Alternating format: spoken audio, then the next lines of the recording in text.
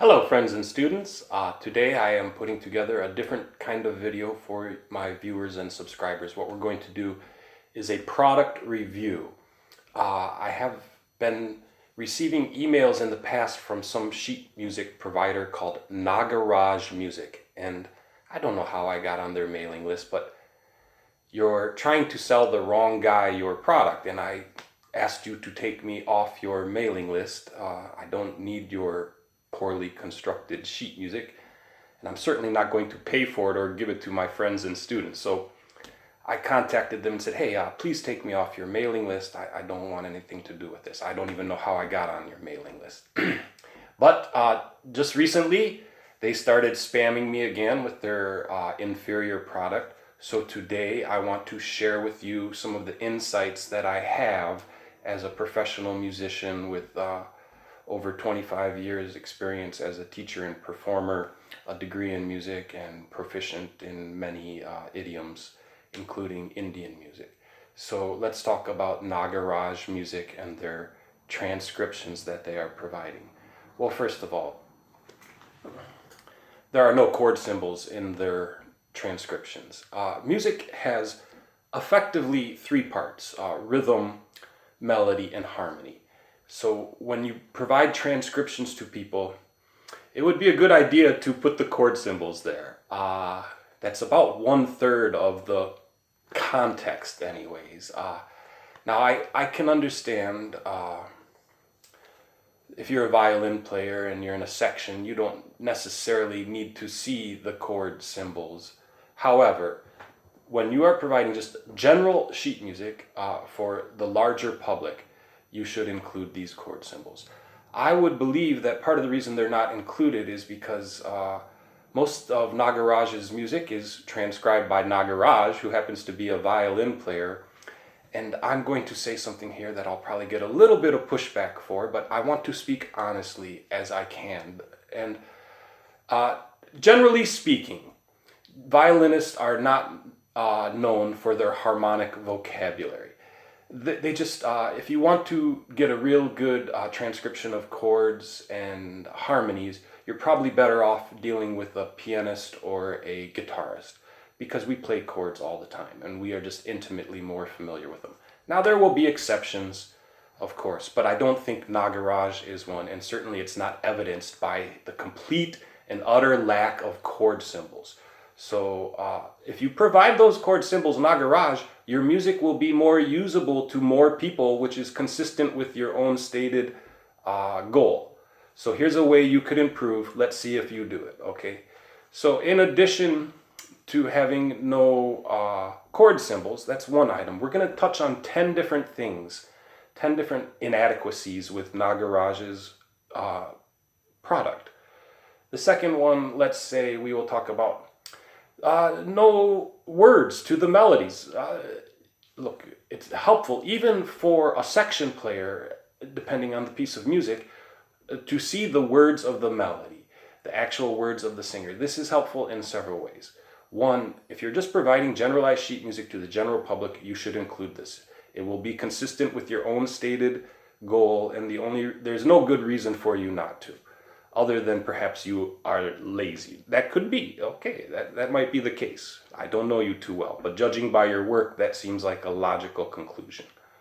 Okay, so including the words for the melody in the transcription does help the players. It certainly helps as a reference. It keeps you in the right plot space. You can see where you're at.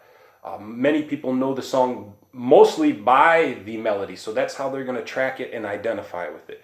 So if you really want to help your customers and performers realize this Indian music on their instrument, you might consider being a little bit, putting a little bit more effort in and including the vocal words.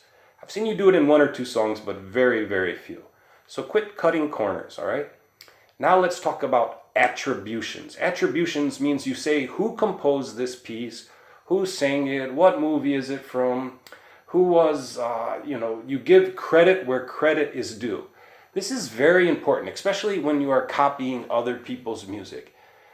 You need to recognize the composer, the original singers, the movie, even the language. And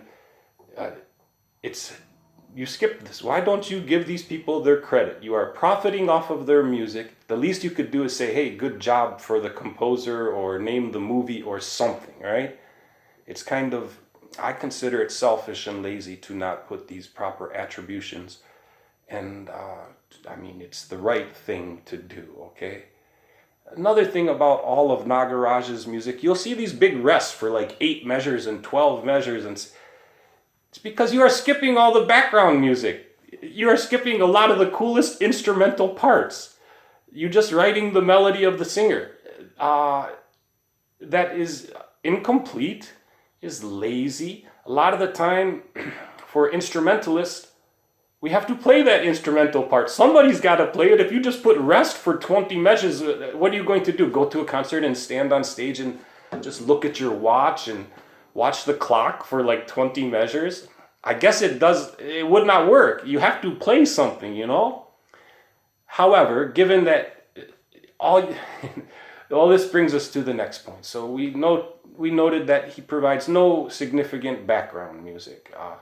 And again, that's the cool part of it. Well, this brings us to the next thing. There are no demonstrations of his pieces in real time. By this I mean, you should see one of two things, or preferably both, when you are shopping for this music. A demonstration by a musician playing the actual piece of the music as written, and even in addition, you should hear a computer playback, because sometimes you could have a great musician who's just going to make it sound good no matter how crappy it is written.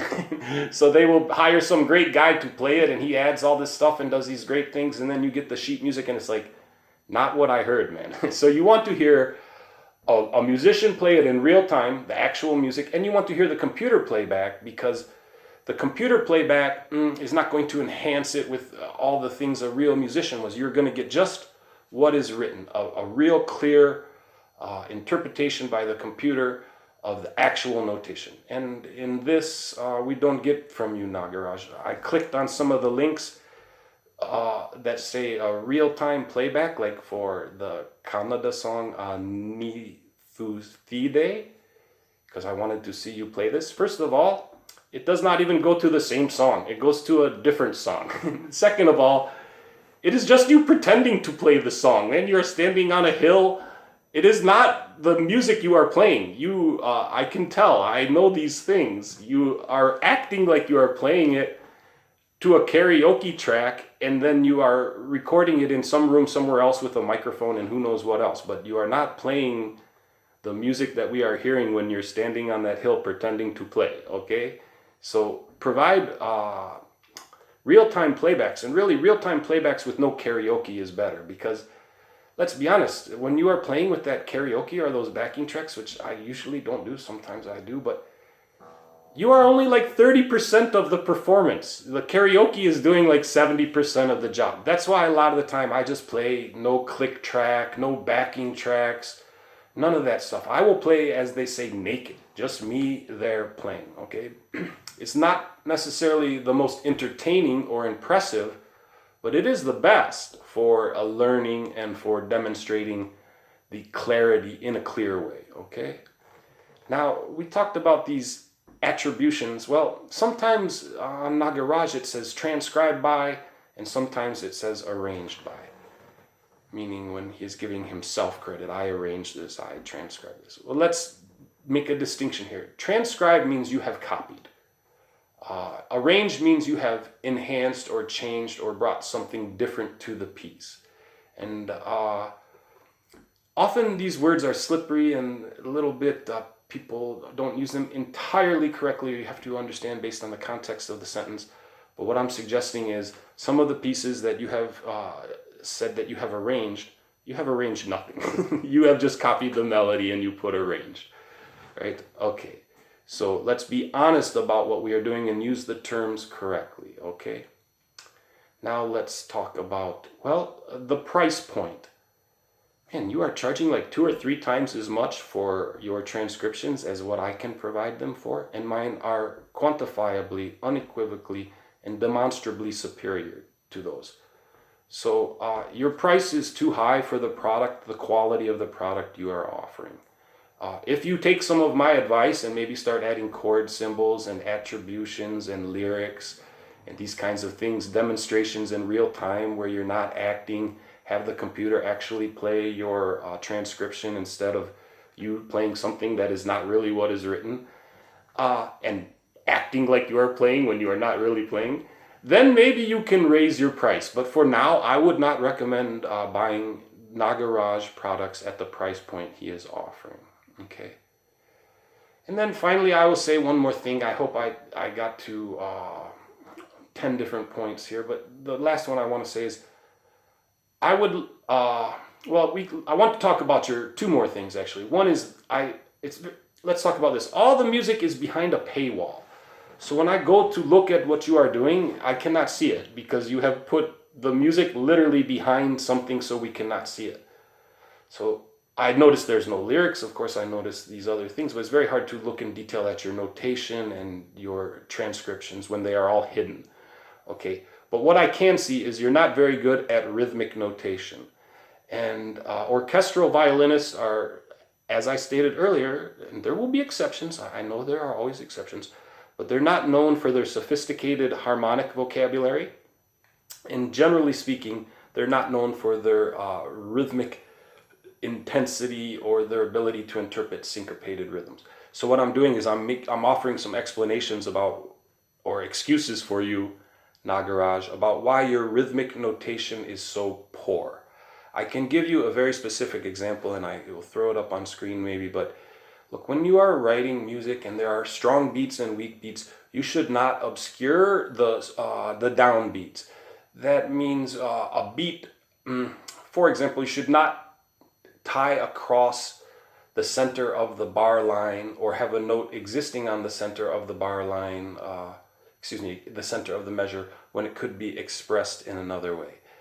Very specifically, I will put now on the screen this example from one of your pieces, and you are just making it hard for your readers, at least people who read music all the time and know what it is best portrayed as. If you're just a novice, you don't know, you see it, you think, I will figure it out, right? But when I see this, I see you obscuring the bar line, obscuring the middle of the bar, the middle of the measure, and you are writing things that, in addition to that, obscure the downbeat. So for example, I will put on screen here in this one, and you will see it, okay? Yes, and that was the other point, was that everything is behind a paywall. You know, if you come to my channel, Indian Sheet Music and Guitar Tabs, you will, first of all, I don't know why people are complaining because I give them only the first 2 pages for free or something. Sometimes the whole arrangement, sometimes not, sometimes just 1 page. But I mean, come on, compared to Nagaraj, I am giving you like 5 or 6 times as much. You know, his is totally obscured, so I cannot see it. And I honestly, if I was a customer, I'd be like, I want to know what I am buying. So let's just review quickly, and I will say again to Nagaraj, take me off your mailing list, man. I don't want to hear from you. If you improve your product and it gets to a higher level, maybe I will start to buy from you then, just to save me time. I don't need to transcribe all these songs. If someone else is doing a good job, I will buy it, you know. But for now, you need to improve these items. And if you want to come and respond to this and say how great and awesome you are and how wrong I am, I will have a conversation with you. We can work this out, right? I am not shy about these things, okay? So you're welcome to respond, Nagaraj, and talk about how you, why you give no chord symbols, why you give no attributions to the composers and arrangers and performers properly. What is the excuse for your poor rhythmic notation? Why don't you put in the words to the vocal melody? Why do you skip all the background parts? Why do you say you arranged something when you have not arranged anything? Why don't you demonstrate your music in real time instead of acting like you're playing to some crappy karaoke track, okay? Why don't you let us see more than 2 or 3 measures of your music instead of hiding it all behind a paywall? Why don't we hear a computer play your arrangements instead of you? Because I want to hear both. I want to hear a real person and a computer. That is how I can judge what is going on, right? And finally, your price is too high. You are not offering a product that merits the price that you are trying to charge. Maybe somebody is buying it, probably because they have not found something better. And I'm here to tell you, there is something better. And I don't blame your customers or the people buying from you, because generally speaking, they don't know. But you do, all right? Or you should. And so I hope you will understand. I don't want to be on your mailing list. And your product is quantifiably, unequivocally, demonstrably inferior to what I have right here. So go sell it to somebody else, man. Okay? Thank you.